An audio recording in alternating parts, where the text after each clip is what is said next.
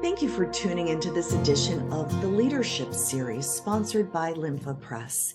We are interviewing people that are making a difference in the worlds of lymphedema, lipedema, chronic venous insufficiency, and wounds, and finding out the backstories, how people got connected to their current roles, and what are their wish lists for the future. We're honored, and it's obvious that we should have Bill Repicci, who is the president and CEO of the Lymphatic Education and Research Network, with us today. Bill, it's a pleasure to have you here. Thanks, Brenda. I really appreciate this opportunity to be with you today. Thank you. Before we started recording, I was recalling that I had a 10-year career with Lympha Press. And when I joined, everybody knew your name and that you were the executive director of LE&RN, but you've just celebrated your 12th year anniversary. I've just started my 12th year. I had my 11th year anniversary a couple of weeks ago, and we're on to year 12. You're right. It seems pretty amazing to me as well, Brenda. You are inseparably linked to this amazing organization. And I want to first find out, what is your background? Yeah, it's interesting. I think people come at jobs from two different angles. And one is you develop an expertise in a particular area, like being a doctor, and then you do that trade. And then there are others that develop skill sets, and it really suits itself to many different professions. As it is with me, I like putting puzzles together. My background is really as a psychologist. That's what my graduate degrees are in.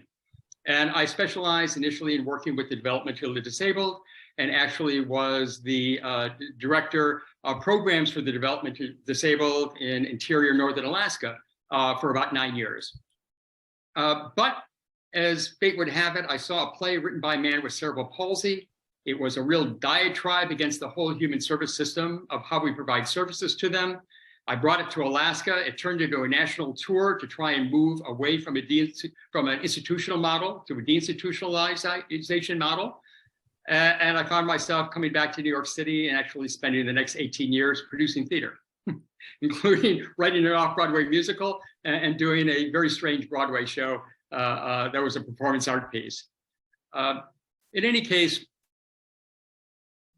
then I went back to Africa, where I used to teach school many years ago to run a vaccine program, ran a publishing company for a while, and then found myself at what was then called the Lymphatic Research Foundation. Okay, I have to say, I have asked that question of about 10 people so far in this series. Yours is the most outrageous, diverse, interesting. I mean, what an interesting life. We could do just one interview focusing on your time in Alaska, or your time in Africa, or your time in theater. Fascinating how the dots connected to. Now, the organization was called what at the time? When I came to it, it was called the Lymphatic Research Foundation. So what led to your current role? One thing that seems to be a thread with everything I've done is fascinating with causes or organizations that I could really believe in, but that were on the verge of failing. So I ended up going to Alaska because I was finishing a doctoral program, and they said, would you go and just pretend to be a CEO for a few months because they're bankrupt and we're trying to save them. When I went to the National Theater of the Deaf, they were in the throes of having lost all their funding as well. I tended to enjoy producing theater that nobody else was interested in, and very often theater that was involved in very particular issues. When it came to this organization, actually, when I came back from Kenya, I was running a vaccine program for pregnant women and children. And I was interested in a job that connected me with Kenya going forward, but not where I had to live in Kenya. So I was interested in tuberculosis and AIDS and malaria, et cetera. And this job became available, but it was very vague. It just said, a human service job, international health. It didn't say the name of the organization. I applied. They told me what the job was. I said, I don't know anything about lymphedema. I don't know anything about lymphatic diseases. This is my area. And I was offered the job and I turned it down. So that's where it started. What I then became fascinated with is as I started doing more research and I realized, how is it possible there are up to 10 million people in this country and nobody's ever heard of it? How is it possible I'm out there talking to the most brilliant people I know and they have no idea what I'm talking about? And after I describe it, they end up saying, oh, my mother has that. She had breast cancer. Her arm is like this. Oh, my wife has that. She was born. Her doctor says it's called drainage issues in her leg. I thought, no, this is really fascinating. How did this happen? And this is what really began to draw me in to the puzzle of how was this ever possible in the first place, that this disease could affect so many, have them suffer so terribly, and yet be so invisible and so neglected. And that's where my journey began. I went back to the board of directors and suggested they may want to rebrand their organization from a Lymphatic Research Foundation, which focused on researchers. But the feeling, if you're bankrupt, researchers aren't going to give you money. Researchers want you to give them money. So you really need perhaps to focus the organization more on not only research, but also on advocacy, patient issues, as well as education. They said, we're willing to give you our last money to rebrand the organization if you'll take the job. I did. And we did hire a company out of San Francisco that made us the Lymphatic Education and Research Network and expanded our mission statement to fight lymphatic diseases such as lymphedema, lipedema, lymphatic anomalies through education, research, and advocacy. When I interviewed Katina Kirby, she said people didn't even know how to say lymphedema, let alone diagnose it years ago. And the advances that have been made are tremendous. The rebranding of LE&RN, a brilliant move, and the mission is making a difference. Why don't you share with our audience the mission? The mission of the organization to fight lymphatic diseases through education, research, and advocacy. We do look at the whole group of lymphatic diseases. So we are interested not only in lymphedema, lipedema, lymphatic anomalies, but also the research that needs to happen for the continuum of diseases that are in fact impacted by the lymphatic system. So that's everything from cardiovascular health, obesity, rheumatoid arthritis, AIDS, cancer metastasis, all of them, diabetes, all of them fall within the realm of the continuum. So research in this area is going to make an astounding difference to world health. However, if one looks at the amount of money actually being expended at this point in lymphatic research, it is infinitesimal. I met with Dr. Tony Fauci a few years back, and Dr. Fauci recorded how when the AIDS epidemic occurred, initially NIH wasn't interested. It was felt it was only impacting marginal groups in our society. However, because of the level of advocacy that rose up around it, they began putting 10% of their budget, $30 billion a year, into AIDS research. Well, there are about 350,000 people in this country with AIDS, about 1.2 million that are HIV positive. 10 million people with lymphedema, up to 17 million with lipedema, all those with primary lymphatic diseases. We are probably getting in the neighborhood of $5 to $30 million a year in research from NIH. The difference, as Dr. Fauci said, advocacy. People have to stand up and make a difference. And we have the numbers behind us. We just need everyone to raise their voices to create the change we need. And speaking of change, the Lymphedema Treatment Act is truly the result of your efforts. Let's talk about that for just a moment. I know it's not on my scripted questions, but it was breaking news as the year began. Yeah, I mean, certainly the LTA, the Lymphedema Advocacy Group, has been focused on that for the last, I think, roughly 12 years, perhaps. I think what's amazing to most is that it took so long for something that just made such common sense to actually occur. I mean, certainly that was an issue every day. Every time we had lobbying events in Washington, D.C., it has always been part of our agenda. But really the credit to Heather Ferguson and the advocacy group that really have dedicated themselves so singularly to that effort. They deserve incredible credit to finally getting that across the finish line. And you were able to really galvanize and get the messaging out and keep that banner flying until it received passage. So congratulations on that. I know it means a lot. So we have two groups of people watching this interview, patients and clinicians. If you had one takeaway for patients, how they can connect with LE&RN and it will benefit their lives, what would that be? I would first say, come to our website and take advantage of the incredible level of resources that we have available. There are symposiums 1 or 2 times a month, giving vital information from top people in the field. We have chapters all over the world that they can join so they can connect with other people that have this disease and also connect with LE&RN. We have our lobbying events, and I'll mention some of the things. We've had amazing successes this year, and that's all because of the kind of advocacy that has come from the patient population. I think, one thing I used to hear when I first came into this job, we would ask people to help out, and very often I would hear, Bill, would you stop asking us? That's your job. And I would say, I don't have lymphedema or lymphatic disease. I'm just a paid administrator. When change happens, it's because people from within that group, it's the Gloria Steinems and the Martin Luther Kings and the Harvey Milks, et cetera, that lead change. And I think that's the one thing this community needs to realize is that change rests in their hands and that we are only the ones to help galvanize it along with them, but we cannot replace them. Powerful statement, and I think so spot on. I know that in my work with Lympha Press, there was a shift when we began to really tell the stories of the patients, their real life journeys, their real life challenges and successes, and bringing those patients together in a way that actually brought hope and even in some cases healing to the psyches of the patient population. It's really gratifying work. And I love that you value the patient side of things. So now what about clinicians? What should clinicians know about your work? I think clinicians really are the absolute key. I went over to the MS Society many years ago, even before I took this job, to see how is it possible that an organization that had about 500,000 people, patients in this country that had MS, had about a $300 million budget and could put about $100 million a year into research. And LE&RN, at that point, had a couple $100,000 budget, and yet it had tens of millions of people. The issue becomes the involvement of the patient population in really creating change. And one thing the MS Society says, there isn't a single person in the United States with MS who is not a member of the MS Society.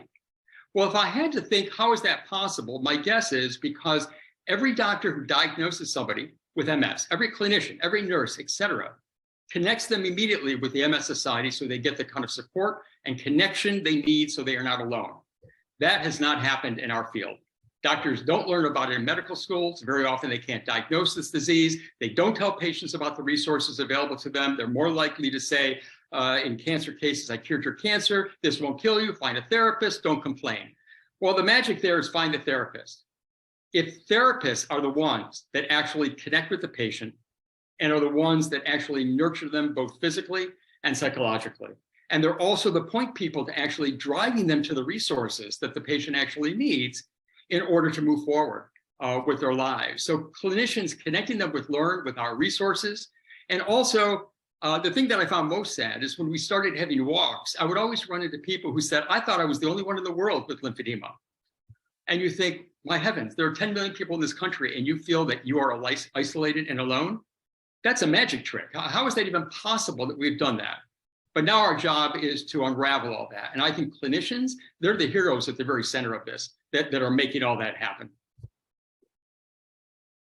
I am so excited by the energy and passion in your answers, because after more than a decade, you are still, you've seen progress, but you still see that other mountain you want to take, and you're still excited about the mission. And, you know, everything rises and falls on leadership. So I applaud your heart for the patients and for this cause.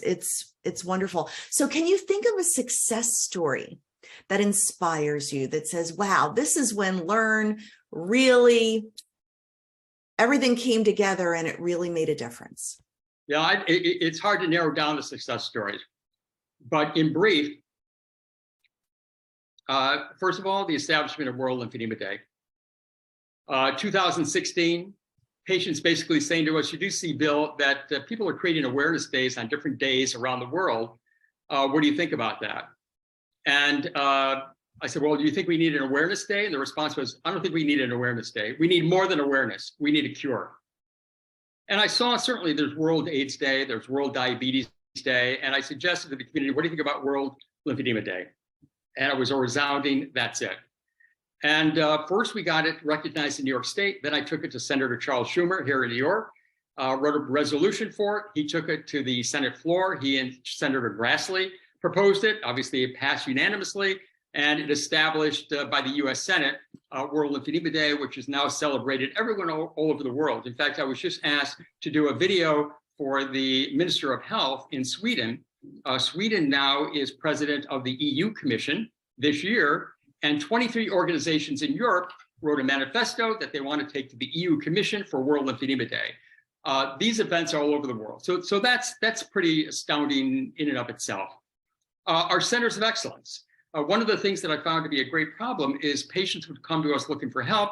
We'd send them places that said that they provided care, and very often they were turned away because they didn't fit the very narrow silo of services that that particular institution offered. So we thought, well, that doesn't quite work. So we created centers of excellence in the diagnosis and treatment of lymphatic diseases, an extremely elaborate set of criteria that people had to follow in order to become a center. We have 20 people on a global oversight committee that review all the applications, and we now have 50 centers of excellence around the world. This year alone, 3 huge wins. Number one, we lobbied Congress to get them to establish a chronic disease awareness program at the Centers of Disease Control. They did. The CDC gave 4 grants. One of those grants was a $1.2 million grant to LE&RN for a 3-year cancer-related lymphedema campaign, which our spokesperson, Academy Award winner Kathy Bates, and Steve Guttenberg, other actor who's our ambassador, headline, and now we're in our 2nd year of doing that. We also lobbied very heavily for Congress to establish a national commission in lymphatic diseases at the National Institutes of Health. And in fact, on February 8th, the National Institutes of Health did an open session webinar with the world describing their initial efforts to create a national commission to determine the need for lymphatic research going forward. The last thing that I'll just mention that I'm really delighted about is the Department of Defense has a $370 million medical research budget. However, the only way you can apply for the research funds is you have to be one of the diseases that Congress puts on the list of diseases eligible that disproportionately affect servicemen, servicewomen, and their families. Lymphatic disease and lymphedema have never been on the list and have never been eligible. This year, we were successful. In fact, they put both lymphedema and lymphatic disease on the list of 50 diseases that are eligible. And actually, tomorrow we are having a webinar with the director of the congressionally directed medical research program for all of our researchers to educate them about how they can apply internationally, because all around the world, researchers can apply. There are about 120 researchers that are already signed up for this webinar tomorrow. And now that money is going to be available for our research. So I'd say things are moving at an extraordinarily rapid rate at this point. That is thrilling. Every point you just said is absolutely thrilling. So what's left on your wish list? Great. Well, since we get a national commission at the National Institutes of Health, we're following a model that actually was established by the sleep group out of Stanford back in the 1990s, which ended up in a center in sleep disorders being established at the National Health NHLBI, Heart Lung Blood Institute at NIH. My dream would be that we get a lymphatic center at NIH that then coordinates all the research among all the institutes that are impacted by lymphatic health. I would also like to see medical schools actually teaching lymphatic disease, so our doctors are coming out of that program educated about that disease, and so they could actually diagnose it. And I'd like to see no one who's facing cancer who isn't educated about lymphedema beforehand, so they could do everything possible to either mitigate or prevent them actually getting this disease. And right now, our office is inundated on a daily basis of people who never were given that opportunity, and now are facing lymphedema where there's no turning back the clock, where there are things they could potentially have done to have lessened this lymphedema or prevented it altogether. I want to say an amen to that. It's such a horrible challenge to be faced with a cancer diagnosis, and then the 1-2 punch of then discovering you have lymphedema. And if you can see and know the early warning signs, getting your compression garments and your pump and all the tools to manage it can help it from getting worse. And so I agree with you 1,000,000% on that. We are running out of time, and I could talk to you for hours, Bill, but what's the one takeaway you would like to leave our audience with? I probably have to say is the way change is going to happen is by people raising their voices. The numbers are on our side, but we have to change the narrative from people who have tried to make it seem as if, for instance, with lymphedema, very often people will say, oh, well, but Bill, people don't die from lymphedema. And I've taken to say in some cases, you know what? And the good news is people don't die from AIDS either. And they stare at me as if, what are you saying? I said, well, people don't actually die from AIDS virus. They die from all the opportunistic infections as a result. People are dying from lymphedema all the time, as far as those circumstances where antibiotics don't work when they have cellulitis, or obesity becomes a factor, or cardiovascular issues become a factor. There are so many aspects of it. But besides that, what difference does that make? There are plenty of diseases we give a lot of focus to that don't end in mortality necessarily for people. Why is it with this one? We have been so ready to pass the buck as if society is looking for any reason just to ignore this. The only way to change that narrative is for people to say no, and to really describe. Many years ago, I met a couple of women and I said, what is it like to have lymphedema? And their first response was, well, Bill, there are worse things in the world. I said, okay, well, in that case, maybe I made a mistake taking this job and I should do those things. And they said, do you want to know what it's really like? And then they went through the list of things of how lymphedema impacted them, from everything from their spouses not wanting to have sexual relations anymore, not wearing clothes anymore, cellulitis infections, et cetera. And then they said, you know what? Lymphedema is worse than cancer. They cured my cancer. Lymphedema is forever. That's the story people have to go forward with. And I think even for things that I find so often people try to mitigate, we did a conference with 5 patients, all individually speaking on video. 4 of the 5 all brought up one issue that they felt embarrassed to bring up, but was key to their suffering. And that was, I can't wear clothes anymore. I can't buy clothes. I'm humiliated when I'm in public. I don't go to events anymore because of the way I feel I look, because I can't dress properly. That is a legitimate issue that people have to be able to stand forward and say, this is important too, rather than feeling I don't have a right to feel bad about that. I think we have a right to feel bad about all these things that impact and fight for change for all of them. So I would just like to invigorate the population of people who live with these diseases to find their voice and to get out there and really fight to create these changes. And with that, I'm excited to direct people to visit your website. Can you give us that URL before we close? Lymphatic Network, lymphaticnetwork.org. Lymphaticnetwork.org. We appreciate you. We appreciate your voice. We appreciate that you fight and you advocate, Bill. And we know LE&RN is in great hands because you are at the helm.